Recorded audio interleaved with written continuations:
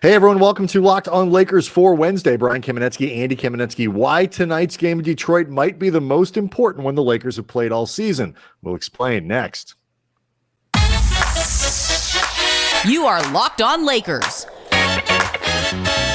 your daily Los Angeles Lakers podcast. Part of the Locked on Podcast Network, your team every day.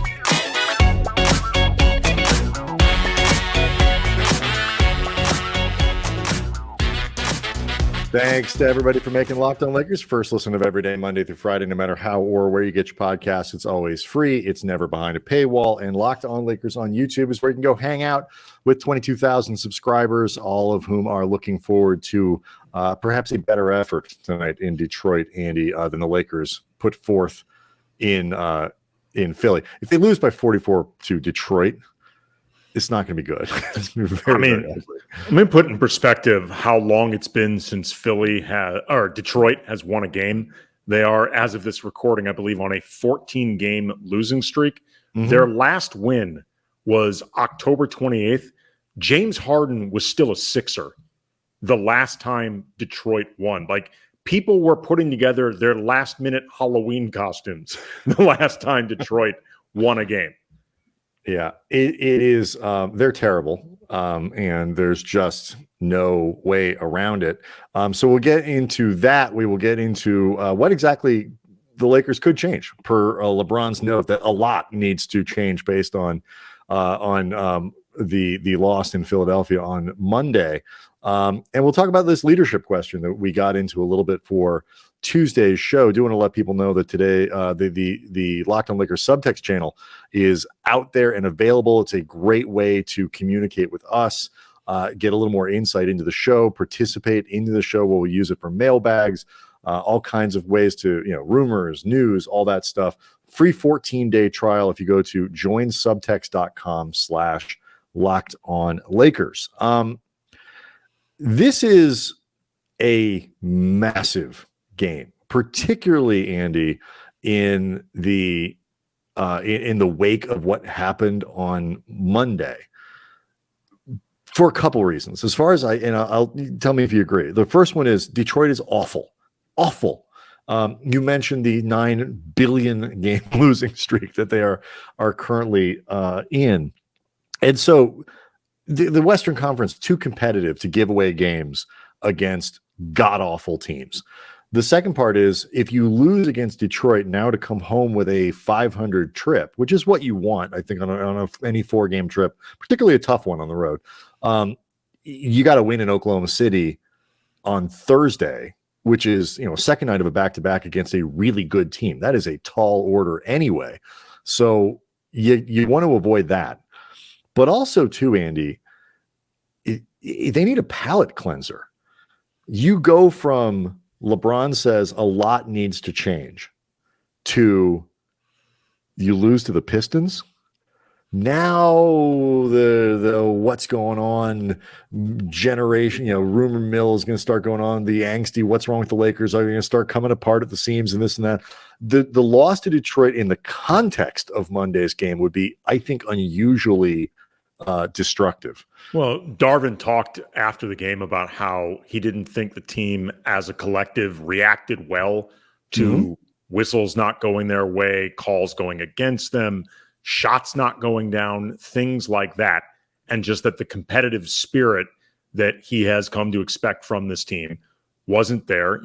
AD afterwards was asked about, sort of the way you go about handling this game. And while he was very big on the idea of there's no point in dwelling on it, particularly because you're going to be playing again really soon. You got to move forward.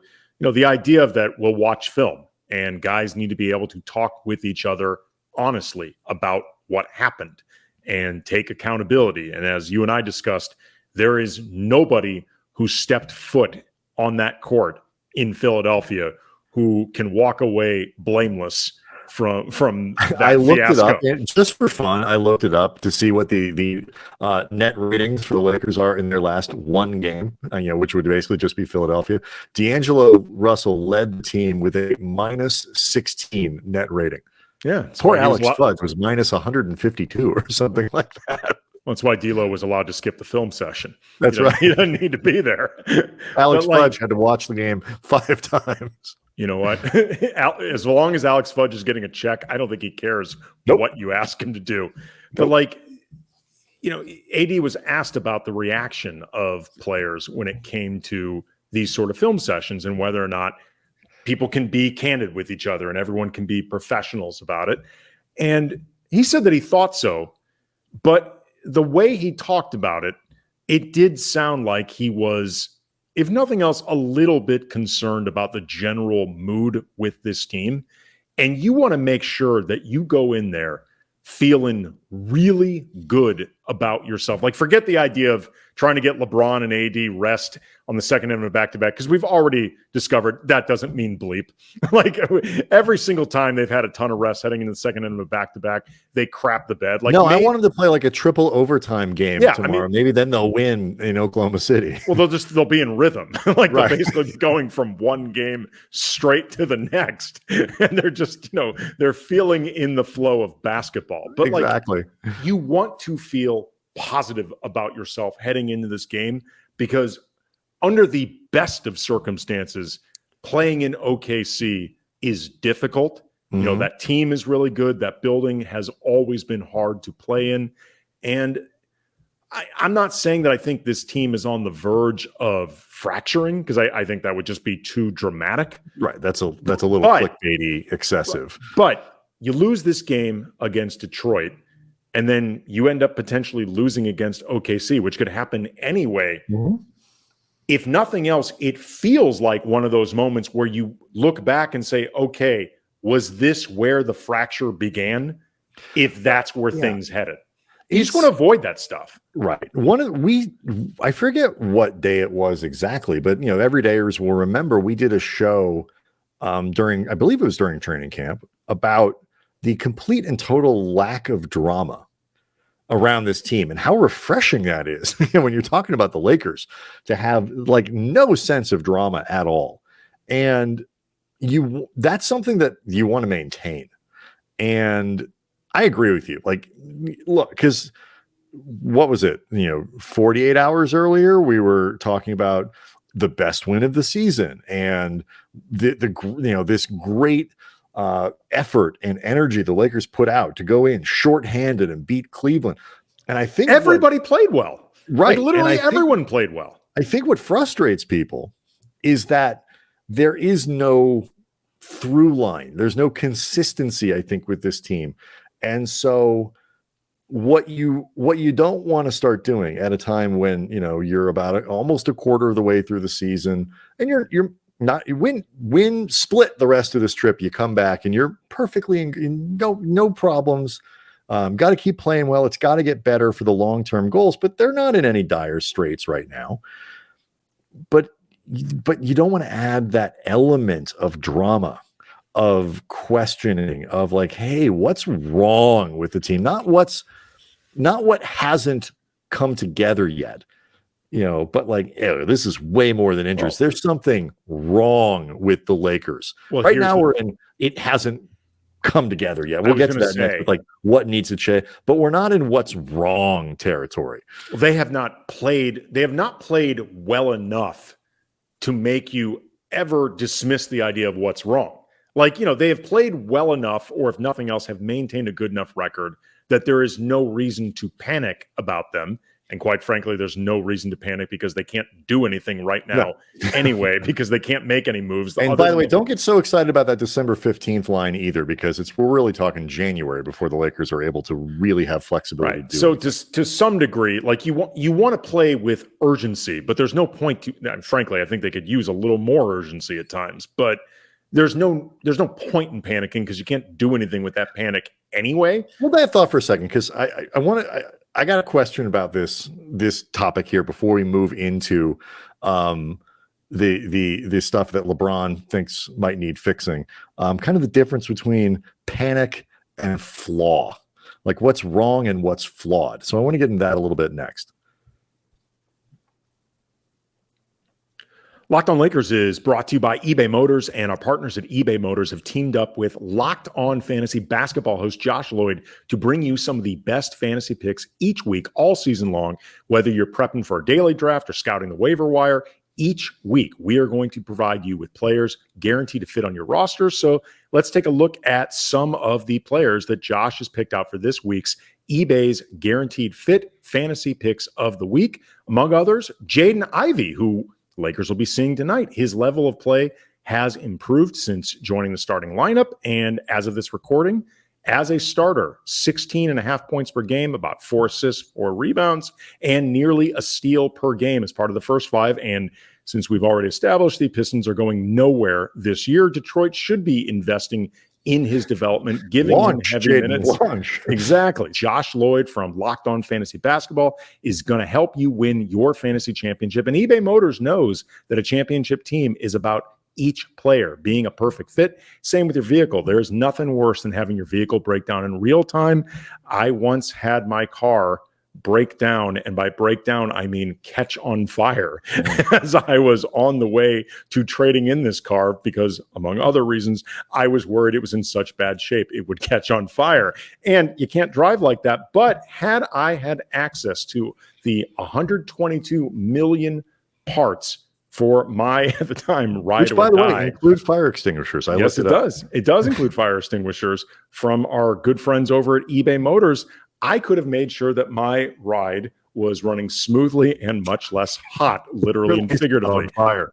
Yeah, brake kits, LED headlights, roof racks, bumpers, fire extinguishers, whatever the car needs, eBay Motors has it. And with the eBay Guaranteed Fit, it is guaranteed to fit your ride the first time, every time, or your money back. And at those prices, you are burning rubber, not cash or the car. So keep your ride or die alive at ebaymotors.com. eBay Guaranteed Fit, only available to U.S. customers. Eligible items only. Exclusions apply. Reminder, the Lakers play the Pistons tonight at 4 p.m. Pacific time. They better win this game. The Lakers, seriously, they better win it. Catch every basket of the Lakers' hometown broadcast with SiriusXM on the SXM app. Search Lakers. So it's interesting to hear your response to when I was saying, we're not at what's wrong territory. And it occurred to me that not what's wrong with the Lakers, like an episode of. But the way what you said got me thinking, because you're right. There are things that we know are wrong with the team in terms of they're flawed. They got an offensive rebound, a rebounding problem. That's something that they might need to clean up. The shooting, Andy, has not been what I think everybody hoped it would be. They got to find ways to improve that. I think intensity. We got a list coming up here. But what I meant was, there's a difference between sort of what's flawed about this team. Every team has its imperfections, and what's wrong with the Lakers. There's something institutionally, culturally, whatever, that isn't right. And those things run deeper than X's and O's and, a potential trade that can be last year, the Lakers were in what's wrong with the Lakers. And there was a cultural issue and they solved it through trades. And I'm not trying to blame Russ. It was obvious they had a problem on that team. I don't think they're in what's wrong territory, the way I'm describing it. But you start stacking up losses against bad teams and cryptic press conferences from your iconic star, and you can get there pretty quick. And I don't want to even approach the borderline of that with this team. I mean, LeBron was clearly message sending in his, as I like to say, passive aggressive mode, because, he was asked to clarify some of the things that need to change. And he just said a lot. What part of a lot did you not understand? And, when you talk about the difference in leadership styles or voices or approaches, we covered the last 10 years of Kobe's career. We were around Kobe all the time. If you'd asked Kobe that, Kobe would have given you far more specific answers. Sometimes even naming names. I was going to say, sometimes he might even say, what needs to change? That guy needs to get the hell out of here. Let's all sit down and we'll start with Sasha. Here's what Sasha needs to do better going forward. What needs to change? Me no longer sharing a backcourt with Smush. That needs to change.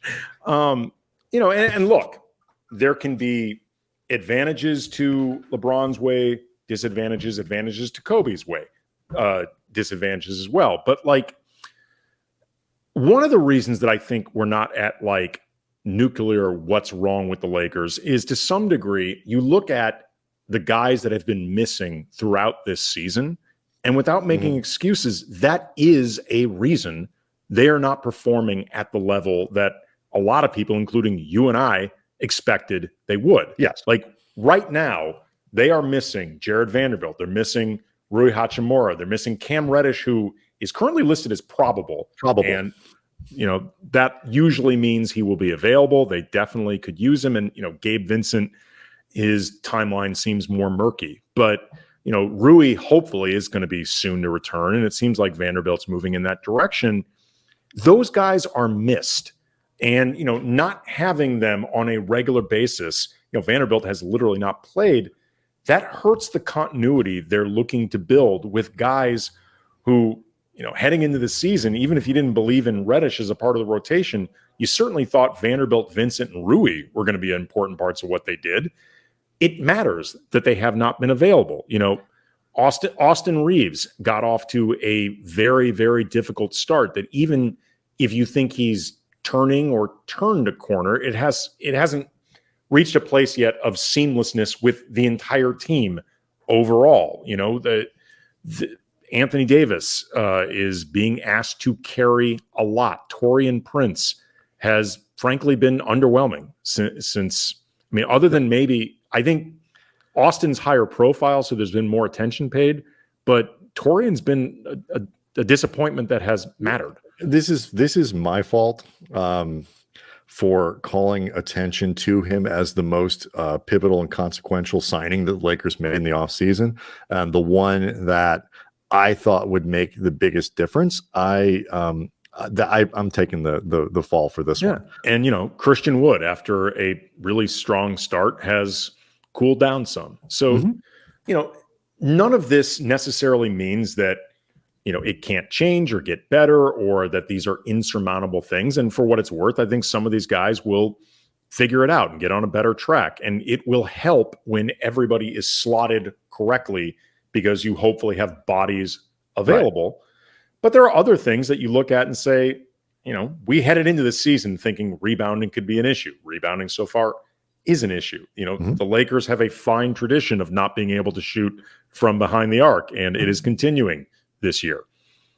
I feel like at this point, you could take Bird, Redick, Steph, Clay, any shooter that you want, and put them in a Lakers jersey, and they would lose 11% off their norms. If I had the time and, I guess to some degree the resources to really go through tons and tons of data, I would love to look at the splits of all these different players shooting, in particular in Staples / Crypt, during the period of the Broadway lights, that particular setting. I wonder if there is something with the setting of the lights in that building that just makes it harder. Because Taurean Prince, for example, he's shooting way better on the road than he is at home. Yes, he is.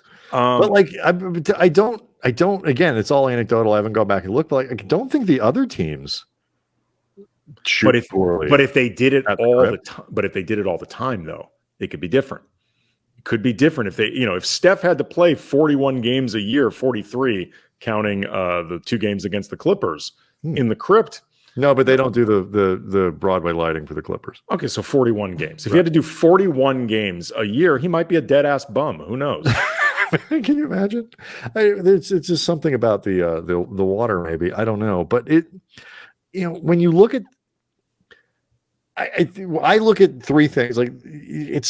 I don't think the shot quality is necessarily bad. I'm glad you mentioned that, because I want to get into that in the next segment. I found something very interesting looking at the numbers. Yeah, so we'll take a look at that. What is the list? If you're trying to read LeBron's mind, what would you put on it? Is there rebounding? Is there shooting? Is it shot quality? Is it effort and intensity? There are a lot of different places that you can take this list And so that's what we're going to do next.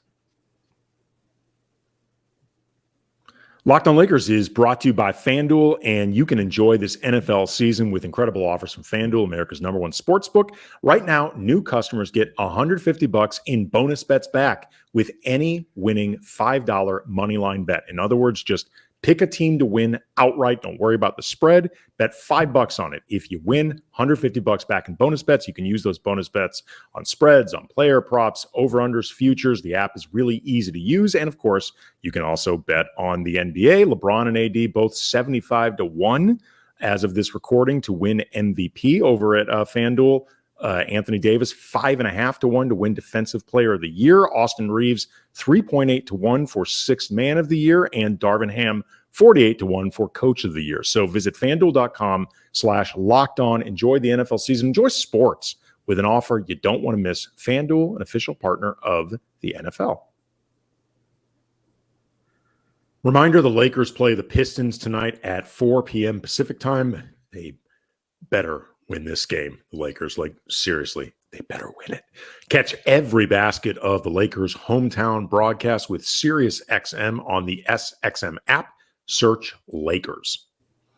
Don't want to get too deep into this rabbit hole, but if you've been on the on NBA Twitter Day, you've probably seen the clip of Pat Bev talking about his beef with Austin Reeves and how he is going to be all over him every game that they play until they retire. Deeply offended that AR went with the too small gesture at Beverly last year when Pat Bev was with the Bulls. In Chicago, where Beverly's from. Right. In his revenge game when he was trying to keep the Lakers from making the playoffs, vowed to keep the Lakers out of the playoffs. That didn't work. But he kept himself out of the playoffs, but not the Lakers.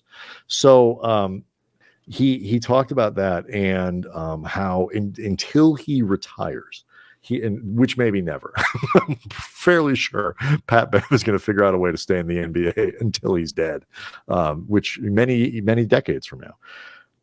This to me is one of the, both a great explanation of Patrick Beverley, but also if you made a list of the strangest and probably most inconsequential NBA beefs of all time, somewhere on that list in the top percentages of it has got to be Austin Reeves versus Patrick Beverley. I'm a big fan of Austin Reeves. I think he's a good player.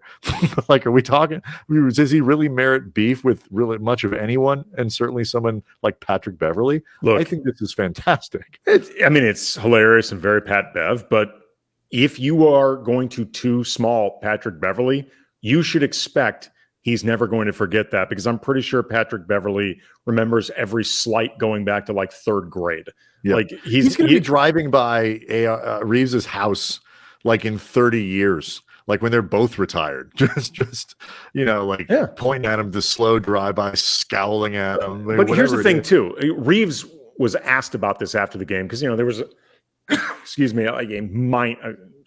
minor finger quotes dust up between him and Beverley on the sideline. Beverley had frankly defensively just put Reeves in a blender and forced Reeves into a turnover along the sideline, yapping a bit. Reeves gave him a chest bump, a little bit of back and forth. Admitted in his podcast to throwing a little elbow at his head. Right. Beverly to Reeves's head. Reeves afterwards said, look, I respect Bev. It's not personal. Beverly last year told me this is all in the game. And look, quite frankly, they beat the bleep out of us, so he can talk as much as he wants. And Beverly even said on his podcast, it may be something that he does to Reeves for the rest of the time they're in the NBA together. But even then, it's not personal to him. This business and personal for Patrick Beverley in basketball, there is no difference.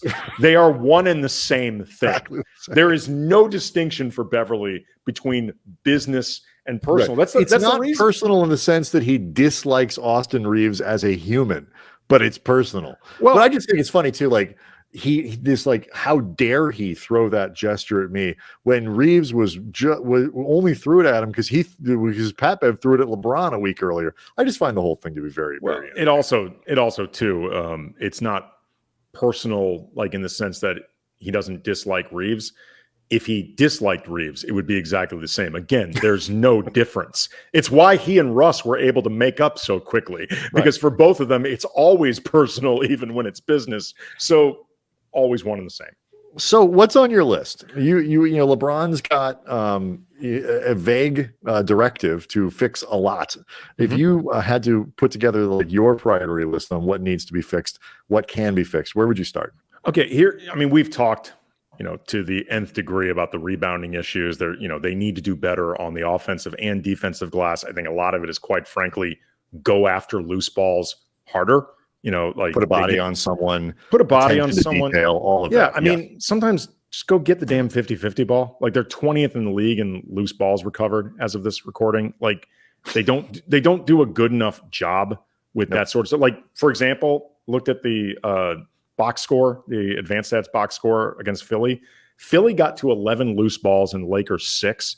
Philly was the team winning with a fuller roster and a better record. They should not be the team that looks more desperate. You know what I mean? Like, and that's something we've seen with this team all year. The 3-point shooting is, again, something that is real, but also been talked to death. But when I was looking at their offensive numbers, Brian, this was interesting. Like, we know that they don't take a lot of threes, much less make them. They don't take a lot of shots, period. They are 30th in the league in field goal attempts per game. That's dead last. They are dead last in the second and the fourth quarters. And, you know, some of this is turnover related, like they will literally toss away possessions. But some of it, I just wonder, are they making the most of the shot clock? Are they treating these possessions with enough urgency in terms of just getting a shot up? Because for all of the Lakers' offensive problems, they have the third best, as of this recording, overall field goal percentage in the league, even while 28th in the league at 3-point. They have the fourth best 2-point percentage in the league. They have the third highest percentage of 2-point shots in the league. You know, they top 10 for post-ups, top 10 for points in the paint. Yeah. But here's where they have a problem. If you are a 2-point centric team in a 3-point centric league, what you cannot be is 10th in the league for 2-point attempts. Like, you need to be number 1, like number 3 or 4 at the absolute lowest. One thing I would change if I had control over this, take more shots, period. That gets to something Darvin has talked about a fair amount, which is they got to play faster. But you know what's weird? They're middle of the pack pace. Like, they could be faster. But that's not what I'm talking about. Pace is, that's not what I mean. Pace, you know, because they'll run enough and they'll get out on the break. But they need to be faster in the half court. Yes, they do. And so it's not that they're not running enough. I mean, that's where most of their... Although they're not running enough because they don't rebound enough. Right. Well, it's hard to run when you don't rebound. But like, they are a very good team on the break. They don't get enough chances to do that. It would be great if they could shore up the things with. But it's a fascinating statistic. Like, take more shots. Because they showed last year, you can be a team that isn't built on 3-point shooting and does, but you got to be able to get to the line. And the Lakers are getting to the line. They're 8th in the league heading into tonight's game. And in terms of free throws attempted per game. And, that's their formula last year was built around getting to the line, avoiding, when they won games, avoiding turnovers and limiting other teams getting to the line. Mm-hmm. And so, you can kind of do these things, but you got to make sure you're keeping the other teams, you're kind of working on a formula that allows it to happen. And the Lakers, they are the best team in the league in keeping the opponents off the 3-point or the free throw line. But Darvin has said it all year long. They need to move faster in the half court. And I think this is where some of these changes that they've made, and you see it particularly, I think, in some of the struggles that Reeves has had, they're not at a place yet when, going from that 4 out to the 5 out system that they're doing, where everyone is moving at the pace where everybody's on the same page. It's almost like, I compare it to, I think I texted you this. It's like sometimes they're playing and everyone's looking through a dirty windshield, Like you can see where you're going and you can eventually drive there, but you got to go 75%. You can't go 100% because if you drive that extra 25%, you're going to run into something. They need better windshield wipers. And so over the course of the season, the hope is familiarity, reps, continuity. Like Reeves's assist rate is skyrocketing this year, as is his usage rate, as is his turnover interesting rate. though, his usage rate is not much higher than it was last year. Once higher. No, but not once he got moved into the starting unit post trade deadline. I looked it up. It's a little higher, but not much. Right, but he's got the ball in his hands much more as a bench player. That's the point. It's like he's being asked to handle the ball significantly more this year than last year, and you're getting some results that are good in terms of an elevated assist rate, and then the elevated turnovers are coming there. But I think what's happening more than anything is that the offense, and this is why it often looks disjointed, is it's operating too slowly.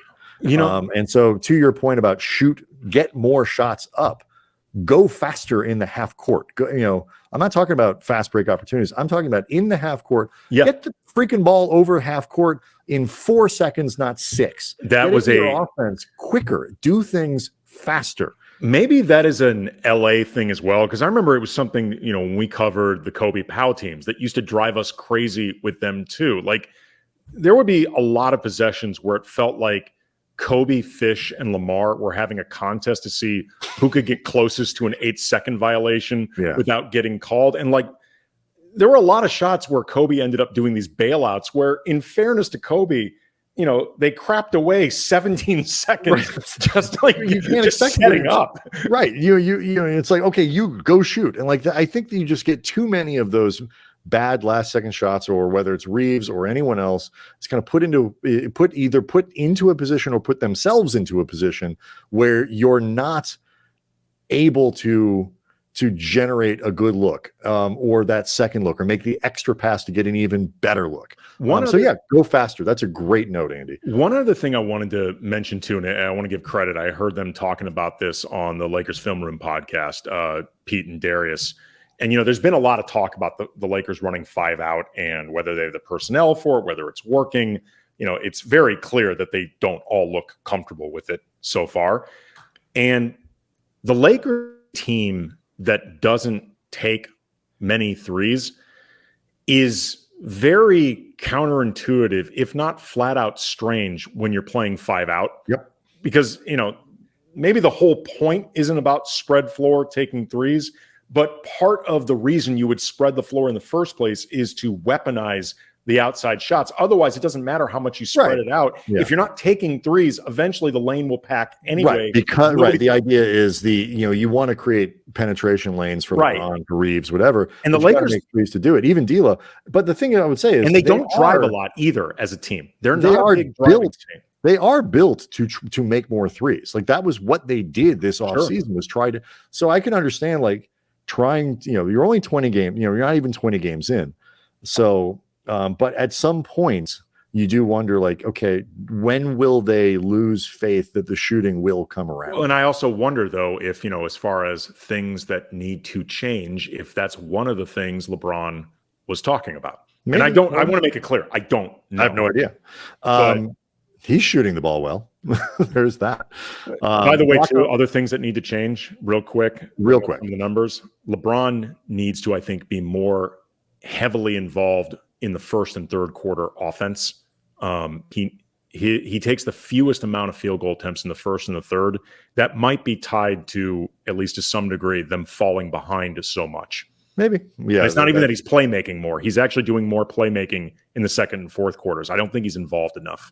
Locked On Lakers on YouTube is where you can go to see the show, hang out with 22,000 subscribers who will be very upset if the Lakers do not put in a good performance tonight in Detroit.